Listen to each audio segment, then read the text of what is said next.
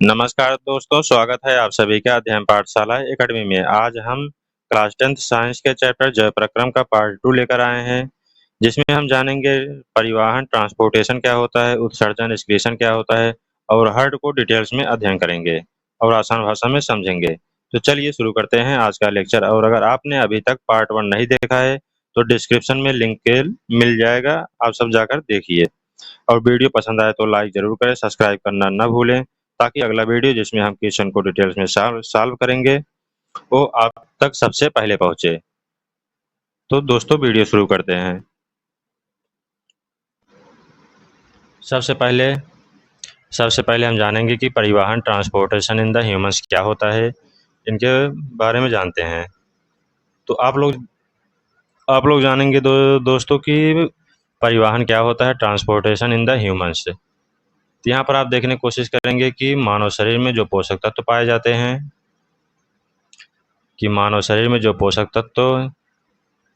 Gas, oxygen व carbon dioxide, hormone और अपशिष्ट पदार्थों आदि को एक स्थान से दूसरे स्थान तक पहुंचाने की प्रक्रिया को परिवहन कहते हैं।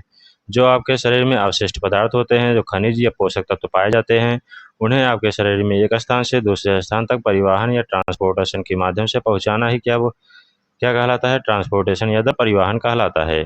यह कार्य जो होता है विशेष रूप से हृदय, रक्त और रक्त वाहिकाओं के द्वारा किया जाता है। जो आपका जो ब्लड होता है, ब्लड के माध्यम से, ब्लड सर्कुलेटरी सिस्टम के द्वारा यह कार्य किया जाता है।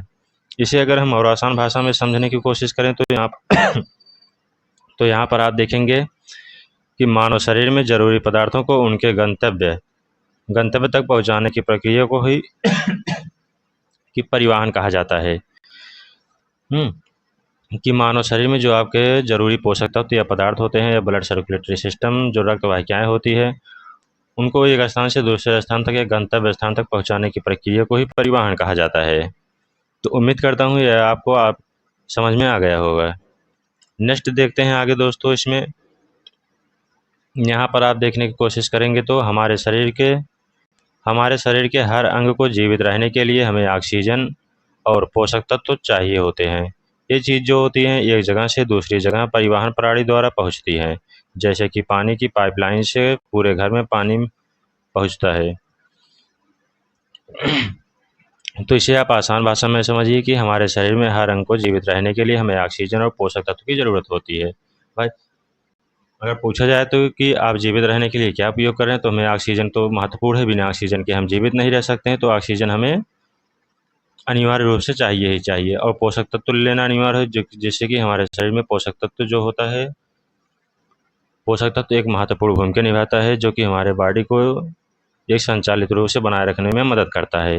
ये चीज़ें जो होती हैं एक जगह से दूसरी जगह में परिवहन प्रणाली के द्वारा पहुंचती हैं। अगर एग्जाम्पल में आप बात करेंगे तो पानी होता है, पाइपलाइन से पूरे घर में पानी पहुंचता है टोटी के माध्यम से। तो इसे आप आसान भाषा में समझ लिए होंगे। नेक्स्ट हम बात करते हैं दोस्तों यहाँ पर हृदय के बारे में। हार्ट क्या होता है,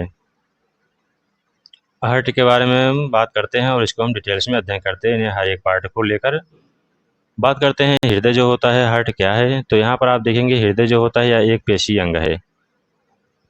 हृदय जो होता है यह एक पेशी अंग है, जो कि रक्त को पूरे शरीर में पंप करने का कार्य करता है।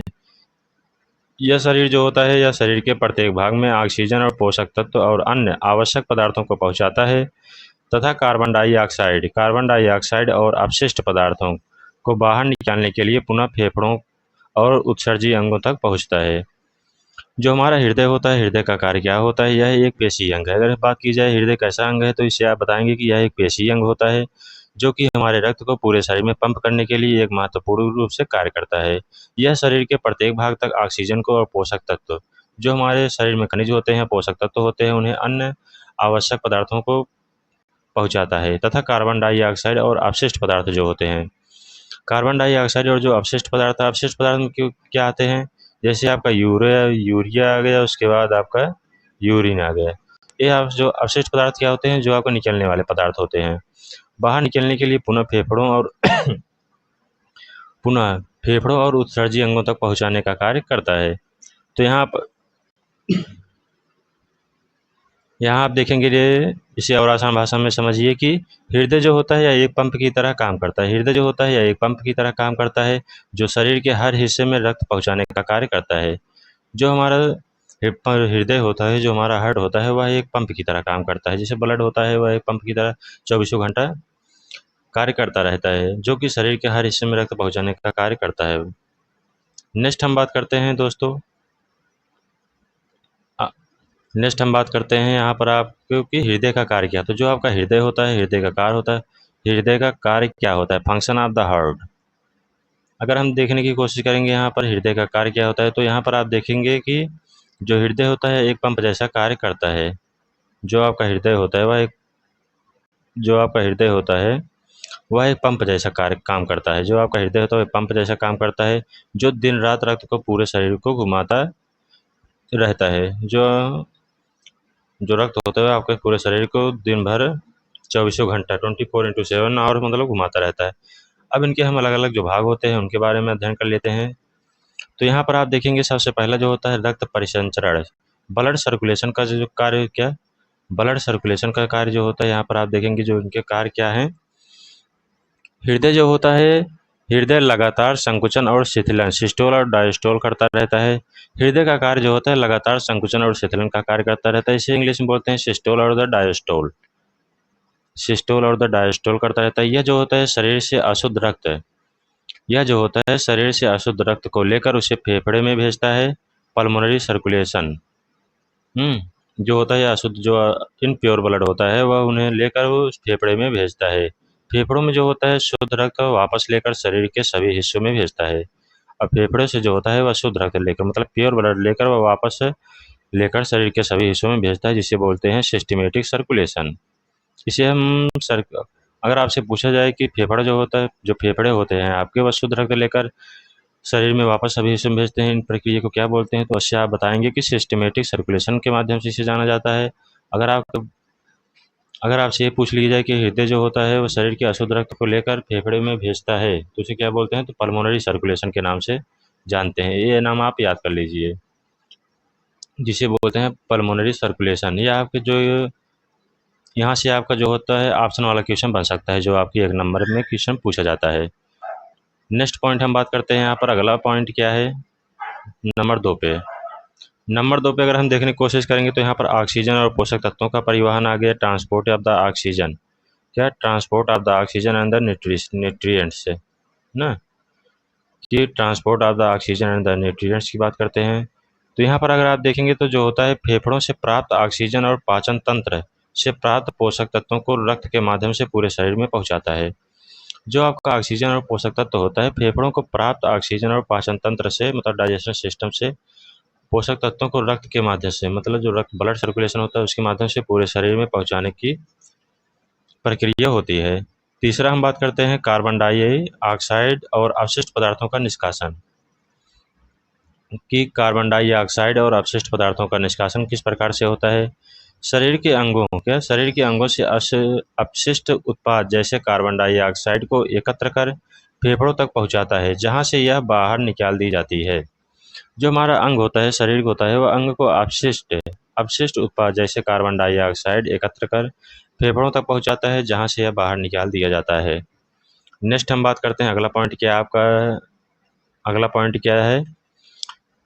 तो यहाँ पर अगर आप डायग्राम के माध्यम से एक देखेंगे तो यहाँ फुसफुस सिरा जो कि लगा हुआ है, तो यहाँ पर देखेंगे फुसफुस के लिए फुसफुसी धमनी, ये जो है धमनी का कार्य करता है। इसे बोलते हैं केशिकाएं, जिसे बोलते हैं कैपिलरीज। कैपिलरीज के नाम से जानता है, जो कि थिन होती है, मतलब पतली होती है। फुसफुस है, फुसफुसे सिर, मतलब इसे हम वेन बोलते हैं, मतलब सिरा जो हो गया। और शरीर की महाधमनी, क्या, शरीर की महाधमनी और शरीर की महाशिरा इसे कहते हैं। और यहाँ आप देखेंगे फुसफुस के अलावा शरीर के अंगों की कोशिकाएं जो होती, केशिकाएं जो होती है, इन्हें हम कैपिलरीज के माध्यम से जानते हैं। ये देख रहे हैं आप ब्लड किस माध्यम से यहाँ पर सर्कुलेशन हो रहा है। यहाँ पर अगर आप देखेंगे इसमें ब्लड इस प्रकार से इधर से ब्लड आ रहा है, ब्लड यहाँ पर इस माध्यम से इस प्रकार से आ रहा है। यहाँ पर ब्लड आने के बाद यहाँ इसमें प्रवेश कर रहा है, प्रवेश करने के बाद ब्लड इसमें से, फिर इसमें से इस माध्यम से इसमें से फिर इस होकर जा रहा है, फिर ब्लड जो है इसके माध्यम से इसमें आता है, फिर यहाँ से निकल कर फिर इस माध्यम से पूरे महाधमनी से होते हुए केशिका में कैपिलरीज के माध्यम से पूरे शरीर में जो होती है ब्लड सर्कुलेशन होता है। उम्मीद करता हूँ दोस्तों ये समझ में आ गया होगा आपको। अगला पॉइंट जो है आपका हार्मोन का परिवहन, ट्रांसपोर्ट इन द हार्मोन। जो आपके हार्मोन पाए जाते हैं, हार्मोन की क्या प्रक्रिया होती है। अगर हम हार्मोन की बात करते हैं तो हार्मोन जो होता है अंतःस्रावी ग्रंथि, इंडोक्राइन ग्लैंड्स ना, जो अंतःस्रावी ग्रंथि होती है इंडोक्राइन ग्लैंड में स्रावित, इंडोक्राइन ग्लैंड से स्रावित होकर यह हार्मोन को लक्ष्य अंगों टारगेट आर्गन तक पहुंचाता है। जो आपका इंडोक्राइन ग्लैंड होती है वह स्रावित हार्मोन को लक्ष्य तक, मतलब उनके टारगेट आर्गन तक पहुंचाने का कार्य करता है, जो कि हार्मोन का परिवहन का काम होता है। नेक्स्ट हम बात करते हैं अगला पॉइंट नंबर 5 की बात करते हैं तो शरीर के तापमान का नियंत्रण, regulation of the body temperature का कार्य क्या करता है। रक्त का जो प्रवाह होता है त्वचा और अन्य अंगों तक गर्मी या ठंडक नियंत्रण करने में मदद करता है। जो आपका शरीर तापमान का नियंत्रण होता है वह जैसे आपका टेम्परेचर के अनुसार, अगर ठंडी आएगा तो वह उस अनुसार से मतलब ढल जाता है, तो उस अनुसार से वह टेम्परेचर जो होता है टेम्परेचर को नियंत्रित करता है और उसी प्रकार से वह उनके नियंत्रित करके काम करने में मदद करता है या हेल्प करता है। नेक्स्ट हम बात करते हैं रक्तचाप का नियंत्रण। बात करते हैं regulation of the blood pressure की। क्या बात करते हैं रक्तचाप का नियंत्रण, regulation of the blood pressure. यह क्या है कि हृदय की पंपिंग गति और शक्ति रक्तचाप को नियंत्रण करती है। जो आपका रक्त का नियंत्रण करता है वह हृदय की जो गति आपकी होती है, हृदय की पंपिंग गति, जो आपकी हृदय की पंपिंग गति हो जो पंप करता है उसे, और शक्ति रक्तचाप को नियंत्रण करता है, मतलब जो रक्तचाप आपका ब्लड सर्कुलेशन होता है वह उसे नियंत्रण करने का कार्य करता है। रक्तचाप का नियंत्रण का काम यही होता है। अब नेक्स्ट हम बात करते हैं दोस्तों, यहाँ पर आपका हार्ट का इमेज है। यहाँ पर हार्ट का आप आसान भाषा में एक माध्यम डायग्राम के माध्यम से समझाते हैं। ये आपका हार्ट है, हार्ट का डायग्राम है, यहाँ पर आप आसान भाषा में समझिए। यहाँ पर आप सबसे पहले देखेंगे ये आपका लेफ्ट वेंट्रिकल है, क्या ये आपका राइट एट्रियम है, ये लेफ्ट एट्रियम है, ये लेफ्ट वेंट्रिकल है और ये राइट वेंट्रिकल है। राइट वेंट्रिकल है। तो यहाँ पर सबसे पहले आप देखेंगे ब्लड किस प्रकार से प्रवेश कर रहा है। इसमें ब्लड जो है सबसे पहले राइट एट्रियम में प्रवेश करता है, इसके माध्यम से सबसे पहले राइट एट्रियम में प्रवेश करता है। राइट एट्रियम के प्रवेश करने के बाद ब्लड जो होता है यहाँ पर राइट वेंट्रिकल में आता है। राइट वेंट्रिकल से आते हुए यहाँ ये पल्मोनरी आर्टरीज में जाता है। पल्मोनरी आर्टरीज में ब्लड होकर जाता है। ब्लड होने के बाद पल्मोनरी आर्टरी में जाने के बाद एवर्टा के माध्यम से यहाँ जाता है, फिर एवर्टा के माध्यम से निकल कर इसमें पल्मोनरी वेन जो है फिर इसमें लेफ्ट आर्टेरियम में ब्लड प्रवेश करता है। लेफ्ट आर्टेरियम प्रवेश करने के बाद फिर लेफ्ट वेंट्रिकल में प्रवेश ब्लड करता है। ये जो आपको दिखाई दे रहा है इसे बोलते हैं एवर्टिक अल्वा। क्या एवर्टिक अल्वा के नाम से जाना जाता है, इसे मैट्रिक अल्वा, इसे एवर्टिक अल्वा और इसे मैट्रिक अल्वा के नाम से जानते हैं। ये जो हो आपका पल्मोनरी वेंस हो गया, एवर्टा हो गया, और veins the superior vena cava, क्या when the superior vena cava के माध्यम से इसे जानते हैं। Pulmonary vein and the tricuspid valve. जो आपका इसमें राइट एट्रियम है और राइट वेंट्रिकल है, इसमें आपका जो ये भाग है इसे बोलते हैं ट्राइकस्पिड वाल्व। ट्राइकस्पिड वाल्व के नाम से पल्मोनरी वेन, ये जो भाग है इसे पल्मोनरी वेन के नाम से जानते हैं। और यहाँ पर आप देखेंगे वेन द इंफ्रा वेन कावा, इन्फेरियर वेना कावा के नाम से जानते हैं। आगे देखते हैं दोस्तों, यहाँ पर समझने की कोशिश आप लोग कीजिए। आगे यहाँ पर आप देखिए,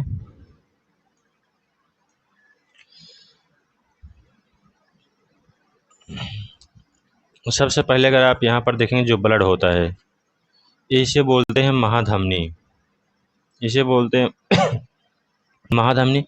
शरीर के ऊपरी भाग से महाशिरा, शरीर के जो सबसे ऊपरी भाग है उसे महाशिरा कहते हैं।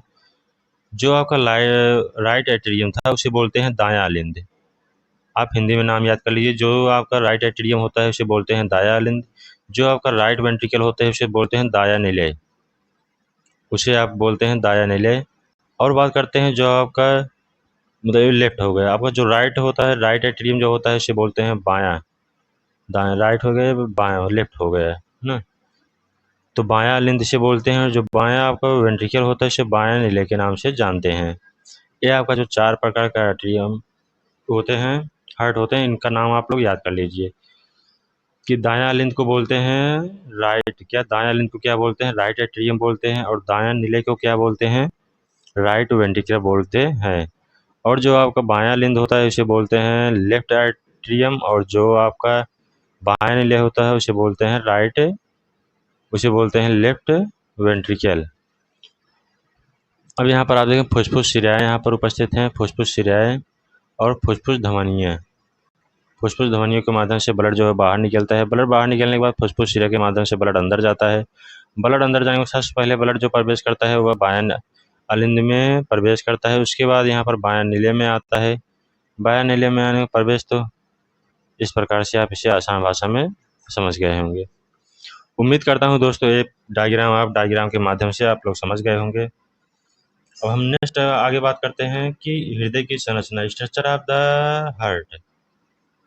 डायग्राम आप वहाँ समझ लिएंगे। अब इसमें हम बात करेंगे इनके कि हृदय की संरचना, स्ट्रक्चर ऑफ द हार्ट, उनका कार्य क्या क्या होता है। तो सबसे पहले हम बात करते हैं कि जो आपका हृदय होता है, हृदय की संरचना, स्ट्रक्चर ऑफ द हार्ट। यहाँ पर आप देखने की कोशिश करेंगे कि हृदय जो होता है एक विशेष पेशी ऊतक से बना होता है जिसे हम द कार्डियक मसल कहते हैं। हृदय जो होता है आपका यह पेशी एक विशेष पेशी ऊतक से बना होता है जिसे हम कार्डियक मसल कहते हैं। और हृदय जो होता है एक मजबूत झिल्ली से ढकी होती है। हृदय जो आपका हार्ट होता है वह एक मजबूत झिल्ली से ढकी होती है जिसे हम पेरिकार्डियम कहते हैं। पेरिकार्डियम ना, यह जो है सुरक्षा प्रदान करने का कार्य करती है। पेरिकार्डियल जो होता है फ्लूइड नामक द्रव इसमें होता है जो कि हृदय की घर्षण से बचाता है। पेरिकार्डियल जो होता है, पेरिकार्डियम जो होता है इसमें पेरिकार्डियल फ्लूइड नामक द्रव पाया जाता है जो कि हमारे हृदय को घर्षण से बचाने का कार्य करता है ना। हृदय को घर्षण से बचाने का कार्य करता है। पंपिंग के समय सुरक्षा प्रदान करता है। और जब इसे हार्ट जो होता है जब पंप करता रहता है तो यह उसको सुरक्षा प्रदान करने का कार्य करता है। पेरिकार्डियम का कार्य यही होता है। नेक्स्ट हम बात करते हैं कि हृदय का स्थान और वजन। बात करते हैं इनके स्थान वजन क्या होता है और कहाँ पर पाए जाते हैं। अगर स्थिति की बात करते हैं तो छाती के मध्य में बाईं ओर झुका हुआ होता है। क्या जो आपका हृदय होता है वह आपका छाती के मध्य भाग में पाया जाता है एकदम, जो कि बाईं ओर झुका रहता है लेफ्ट साइड में। अगर हम इसकी वजन की बात करते हैं, पुरुषों में जो इसका वजन होता है 280 से 340 ग्राम का होता है। और महिलाओं की बात करते हैं तो इसमें जो महिलाओं का वजन होता है लगभग 230 से 280 ग्राम का होता है। लेकिन अगर हम बात करते हैं इसमें पुरुषों के हृदय का औसत वजन, अगर आपसे मान लो क्वेश्चन में पूछ लिया जाए, मान लो ऑप्शन बनाकर कि पुरुषों का हृदय का औसत वजन, तो लगभग इसका 300 ग्राम। तो जवाब आप लोग क्या दीजिएगा, 300 ग्राम इसका आंसर दीजिएगा। और महिलाओं में हृदय का जो आपका औसत वजन होता है लगभग वह 250 ग्राम देखने को मिलता है, 250 ग्राम होता है। अगर आपको इस मतलब कि जैसे अगर आपको औसत वजन दे दिया जाए, औसत वजन में अगर आपको ऐसे 300 ग्राम, 400 ग्राम, 200 ग्राम, 150 ग्राम ऐसे पूछ ली तो आपको मान लो आंसर लगा देंगे। लेकिन अगर आपको पूछ लिया जाए कि पुरुषों का वजन बताइए, ऐसे मतलब औसत में न पूछा जाए, औसत में न पूछा जाए तो आप लोग 280 से 340 ग्राम इस प्रकार से लगाएंगे।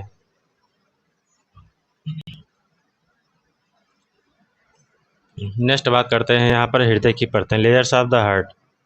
हार्ट की में मतलब जो लेयर पाए जाते हैं कौन कौन सी परत पाई जाती हैं यहाँ पर देखेंगे। सबसे पहली परत जो होती है यहाँ पर पेरिकार्डियम पाई जाती है जो कि बाहरी लेयर होती है। और मायोकार्डियम जो होता है यह मध्य भाग होता है। और इंडोकार्डियम जो होता है आंतरिक भाग होता है।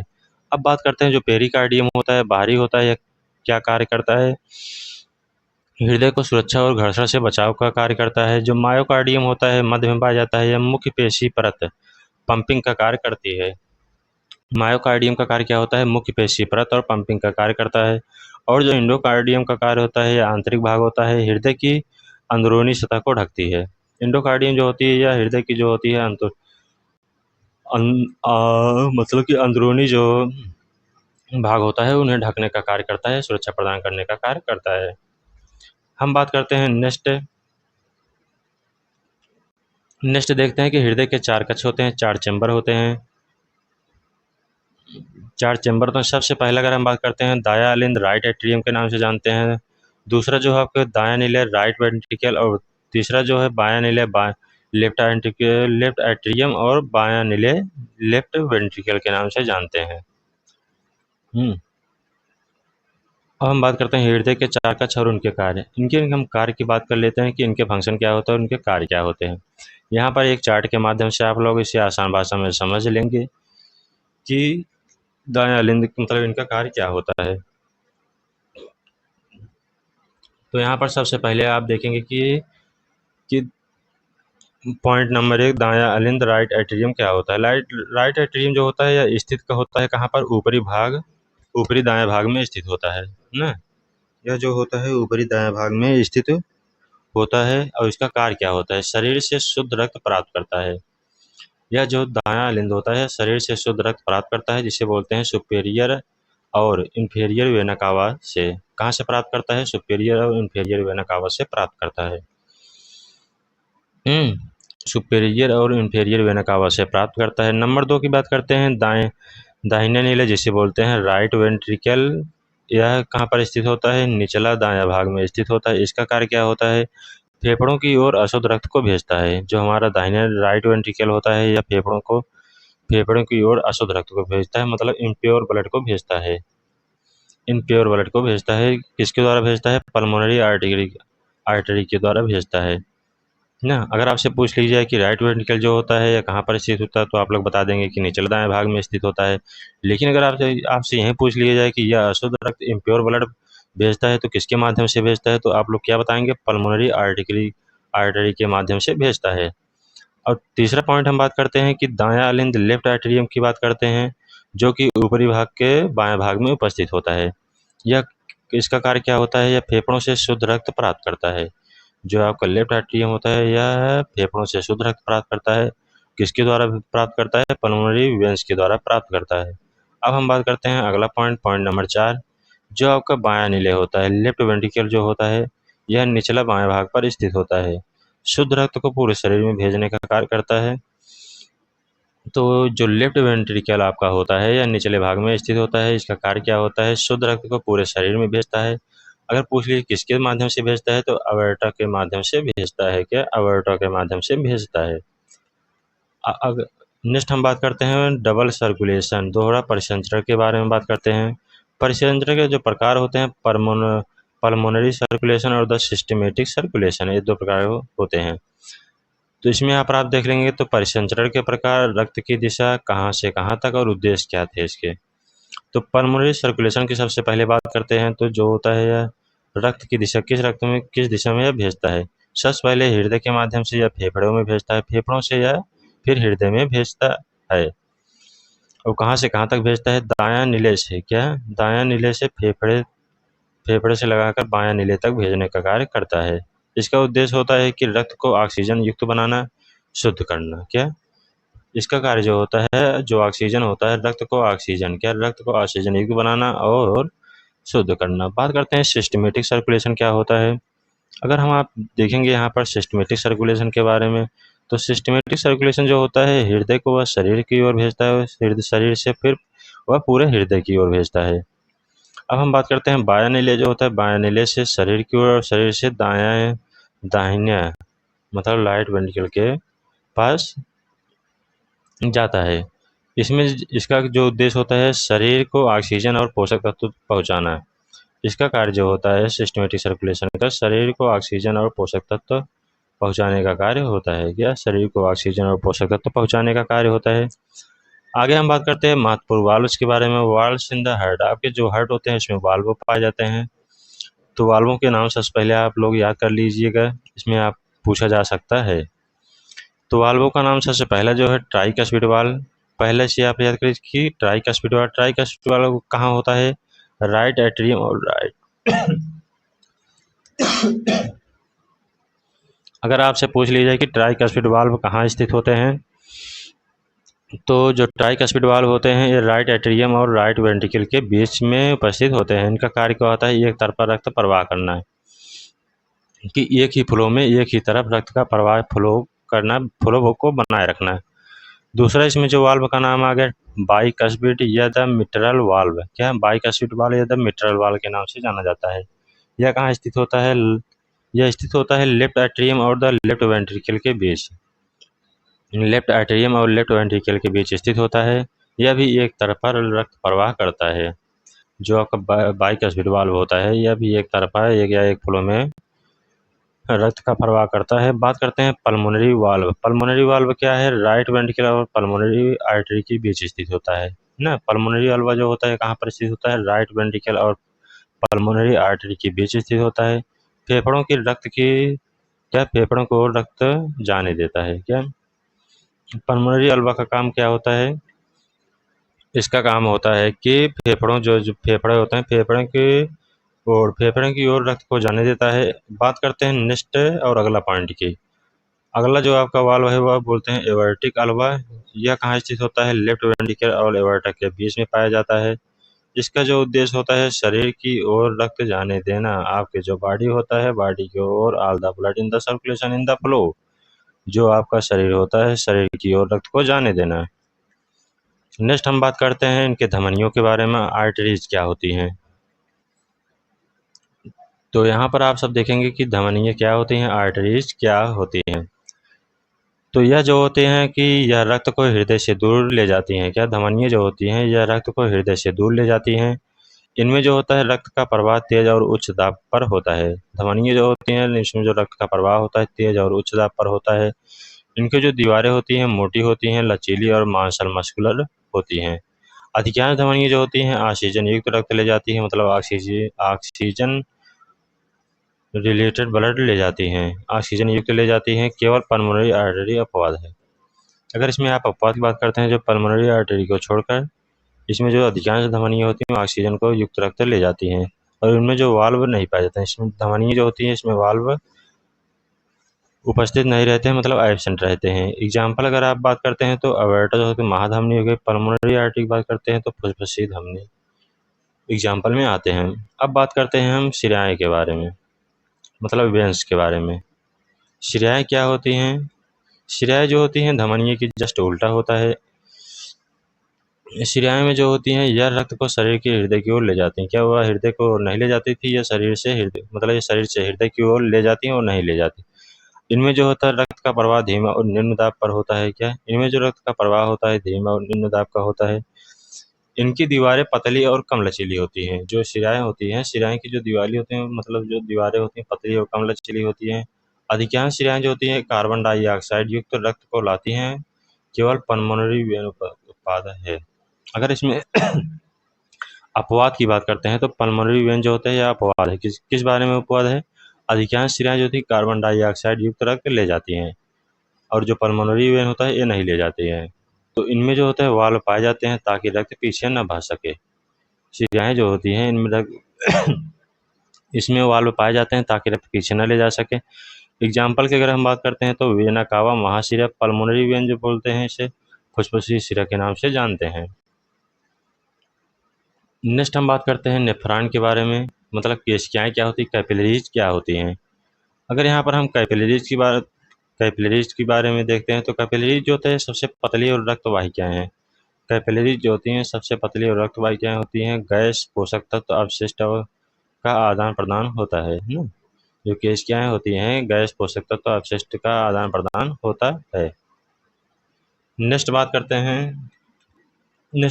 हैं लसिका तंत्र या लिम्फेटिक सिस्टम ना। क्या लसिका तंत्र या लिम्फेटिक सिस्टम। लसिका तंत्र क्या होता है?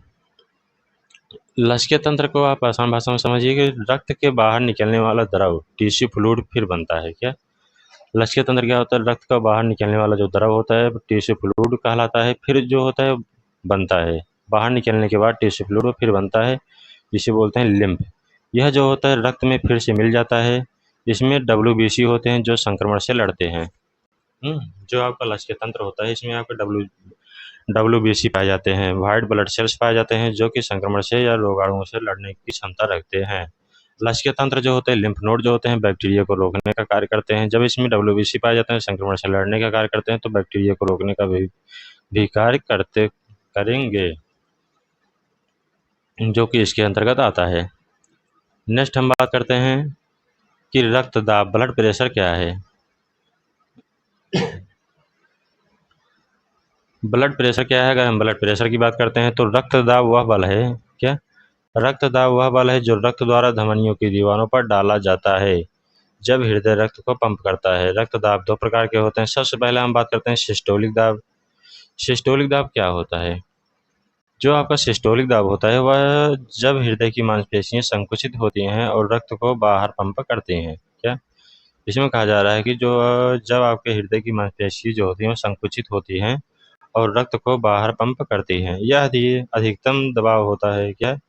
यह जो होता है अधिकतम दबाव होता है सामान्य मान से। इसका जो सामान्य मान की बात करते हैं तो 120 mmHg सामान्य मान 120 mmHg होता है। तो हम अब सेकंड बात करते हैं। नेक्स्ट यहाँ पर आप देखेंगे रक्त दाब का प्रकुंचन दाब जो होता है इसके एक फिगर के माध्यम से दर्शाया गया है, जो आपका दाब किस प्रकार से मापा जाता है। तो दाब के बारे में आप देखेंगे तो सबसे पहले यहाँ पर आप देखेंगे धमनी। ये धमनियों का कार्य है। जो यहाँ पर देखेंगे रक्त दाब जो होता है 120/80, 120 इसका प्रकुंचन दाब है और 80 जो है इसका अनुशीतलन मापा जाता है ना। अब यहाँ जो आपका रबड़ लगाकर डॉक्टर लोग मापते हैं जब कभी आपका बीपी चेक करते हैं तो यहाँ पर आप देखेंगे रबड़ कफ वायु में फूल गया है। रबड़ जो कफ वायु है आपका फूल गया है। कफ में दाब जो है दिखाई दे रहा है 120 से ऊपर दिखाई दे रहा है और धमनी बंद है।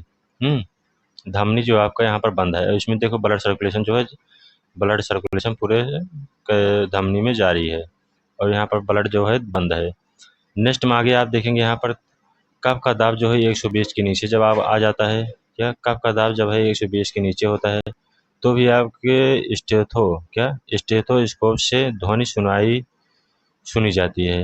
अगर आपका जो रक्त मतलब कफ का दाब है अगर वह 120 से नीचे कम हो जाता है तब भी वह आपको एक स्टेथोस्कोप होता है ध्वनि के माध्यम से सुनी जा सकती है।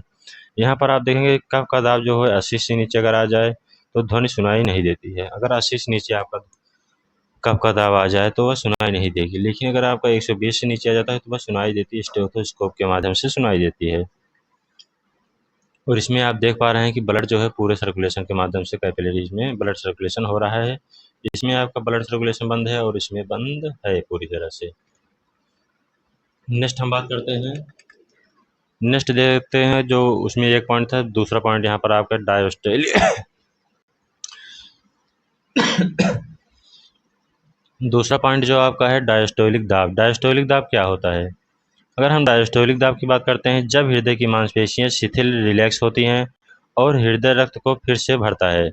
जब आपकी हृदय की मांसपेशियां जो होती हैं शिथिल रिलैक्स होती हैं और हृदय रक्त को फिर से भरता है, यह न्यूनतम दबाव होता है। सामान्य मान इसका जो होता है 80 mmHg होता है। सामान्य रक्तदाब की बात करते हैं 120 से 80 mmHg, जहाँ पर 120 जो है सिस्टोलिक, क्या?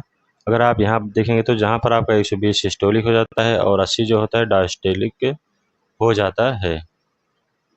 तो नेक्स्ट हम बात करते हैं, आगे बात करते हैं कि रक्त का दाब मापने के लिए हम स्फिग्मोमीटर का काम करता है। अगर हम बात करते हैं रक्त का दाब आप किससे मापा जाता है तो रक्त का दाब मापने के लिए हम स्फिग्मोमैनोमीटर का उपयोग किया जाता है। रक्त जो होता है उच्च दाब को हाइपरटेंशन या उच्च रक्तचाप और निम्न रक्तचाप को हाइपोटेंशन कहा जाता है। निम्न रक्तचाप ना, तो यहाँ पर आप देखेंगे बात करके जिससे हम मतलब कि अगर आपका उच्च रक्तदाब है तो हम उसे हम हाइपरटेंशन कहते हैं और अगर आपका निम्न रक्तदाब है तो उसे हम हाइपोटेंशन के नाम से हाइपोटेंशन कहा जाता है। आगे हम बात करते हैं उत्सर्जन के बारे में। एक्सक्रीशन क्या होता है, एक्सक्रीशन के बारे में यहाँ पर थोड़ा समझ लेते हैं। अगर हम एक्सक्रीशन देखते हैं तो एक्सक्रीशन क्या होता है यहाँ पर आप समझने की कोशिश करेंगे। एक्सक्रीशन जो होता है उत्सर्जन का वह प्रक्रिया है, क्या? एक्सक्रीशन जो है उत्सर्जन का वह प्रक्रिया है जिसके द्वारा शरीर से अवांछित और विषैले अपशिष्ट पदार्थ जैसे यूरिया, यूरिक एसिड, अमोनिया को बाहर निकाला जाता है ना। आपका जो मतलब एक्सक्रीशन उत्सर्जन होता है, उत्सर्जन का कार्य क्या होता है? जो आपके शरीर में अपशिष्ट पदार्थ होते हैं अमोनिया, यूरिया और यूरिक एसिड जो होते हैं वह उन्हें बाहर निकालने के रूप में जाने जाते हैं, बाहर निकालते हैं, अवशिष्ट पदार्थों को बाहर निकालते हैं, इसी को बोलते हैं एक्सक्रीशन। आगे हम बात करते हैं, यहाँ पर एक किडनी का फिगर लगा हुआ है, जिसे आप केक एक्सक्रीशन का एक माध्यम से समझ सकते हैं कि कौन सा क्या कार्य करता है। यहाँ पर आप देखेंगे ये जो भाग है इसे बाई किडनी बोलते हैं, जो कि बाई वृक्क की धमनी है ना, बाई वृक्क धमनी। और ये जो है आपका देख पा रहे हैं बायां वृक्क है, मतलब कि लेफ्ट किडनी है आपका। और ये भाग यहाँ पर बाएं वृक्क के सिरे पाया जाता है, बाएं वृक्क के सिरे पाया जाता है। ये आपका महाधमनी है। और बाई मूत्रवाहिनी, क्या बाई मूत्रवाहिनी ये आपका है, क्या बाई मूत्रवाहिनी आपका ये है महाशिरा, बाई मूत्रवाहिनी ये है आपका। आपका मूत्रवाहिनी वाला आप देखेंगे यहाँ पर एक लेफ्ट किडनी में लगा है, एक राइट किडनी में लगा है, दोनों मिलकर यहाँ पर आपका आकर लगा है मूत्राशय में, यूरेटर्स में लगा है ना, इसे बोलते हैं महाशय। अब जो मूत्राशय में लगा है इसे बोलते हैं मूत्राशय। यहाँ पर ये मूत्रमार्ग है जिसे बोलते हैं शीशन में, मतलब शीशन मूत्रमार्ग या शीशन मार्ग के बाहर निकलने की प्रक्रिया को ही मूत्रमार्ग शीशन मार्ग कहते हैं। ये जो, तो अब आगे हम नेक्स्ट बात करते हैं कि मानव में उत्सर्जन तंत्र respiratory system in the human के कार्य क्या है, इनके कार्य का क्या पाए गए हैं। तो सबसे पहले हम बात करते हैं, यहाँ पर देखने की कोशिश करेंगे कि मानव उत्सर्जन तंत्र में एक जोड़ा वृक्क होता है, जो किडनी, दो मूत्रवाहिनी, एक मूत्राशय और एक मूत्र मार्ग शामिल होता है। क्या मानव उत्सर्जन तंत्र में एक जोड़ा किडनी, दो मूत्रवाहिनी, एक मूत्राशय और एक मूत्र मार्ग शामिल होता है। वृक्क जो होता है पेट के पिछले, क्या वृक्क जो होता है पेट के पिछले भाग में रीढ़ की हड्डी के दोनों ओर स्थित होती है। अगला हम बात करते हैं कि वृक्क में जब मूत्र का निर्माण होता है, क्या अगला हम बात करते हैं कि वृक्क में जब मूत्र का निर्माण होता है तो यह मूत्रवाहिनी के माध्यम से मूत्राशय तक पहुंचता है, जहां यह कुछ समय तक संचित रहता है। अब हम बात करते हैं कि जब मूत्राशय भर जाता है, क्या जब मूत्राशय भर जाता है तब मूत्रमार्ग के माध्यम से मूत्र जो होता है, जो यूरिन आपका होता है, शरीर से बाहर निकल जाता है, शरीर के बाहर निकल जाता है, जो कि मानव उत्सर्जन तंत्र के कार्य हैं, इसे आप समझ लें। अब इनके मुख्य अंग जो जो होते हैं, मुख्य अंग के बारे में बात कर लेते हैं कि कौन कौन से मुख्य अंग पाए जाते हैं। सबसे पहले हम बात करते हैं कि वृक्क की किडनी। किडनी क्या होता है, किडनी की बात करते हैं तो इसमें जो किडनी का आकार होता है बीन शेप्ड आकार का होता है, रक्त को फिल्टर करता है और यूरिया को मूत्र में बदलने का कार्य करता है। क्या किडनी का काम होता है कि रक्त को फिल्टर करना और यूरिया को मूत्र में बदलना की प्रक्रिया होती है। बात करते हैं यूरेटर्स की। मूत्रवाहिनी क्या होता है कि मूत्र को, जो यूरिन आपका होता है, यूरिन को वृक्क से मूत्राशय तक ले जाती है। क्या जो आपका मूत्र होता है वो वृक्क से, मतलब किडनी से लेकर किडनी से वो मूत्राशय तक ले जाता है। अब हम बात करते हैं तीसरा पॉइंट में मूत्राशय, क्या यूरिनरी ब्लैडर। अगर हम यूरिनरी ब्लैडर की बात करते हैं तो मूत्र जो होता है मूत्र को अस्थायी रूप से संग्रह करता है। क्या जो आपका मूत्राशय होता है या यूरिन को कुछ समय के लिए या एक जगह पर एकत्रित करता है। मूत्रमार्ग की बात करते हैं, यूरेथ्रा मूत्राशय को मूत्र को शरीर से बाहर निकालता है। क्या मूत्रमार्ग जो होता है मूत्र को, मतलब यूरिन को शरीर से बाहर निकालता है, इसी को कहते हैं यूरेथ्रा। जो कि इनके तो और अंग होते हैं, लेकिन इसमें से आप मुख्य अंग की बात की जा रही, जिसमें से 4 अंग लिया गया है: किडनी, यूरेटर्स, यूरिनरी ब्लैडर और यूरेथ्रा। यहाँ पर आप देखेंगे जो किडनी होती है, यहाँ पर इसका एक कृत्रिम रूप से दर्शाया गया है, जो कि एनसीईआरटी के पेज नंबर, एनसीईआरटी में दर्शाया गया है, मतलब एनसीईआरटी चैप्टर में दर्शाया गया है कृत्रिम रूप से। यहाँ पर आप देख पा रहे हैं कोई व्यक्ति है जो कि लेटा हुआ है। क्या यहाँ पर आप देख पा रहे हैं कि कोई व्यक्ति है जो कि बेड रेस्ट पर है, बेड रेस्ट पर लेटा हुआ है।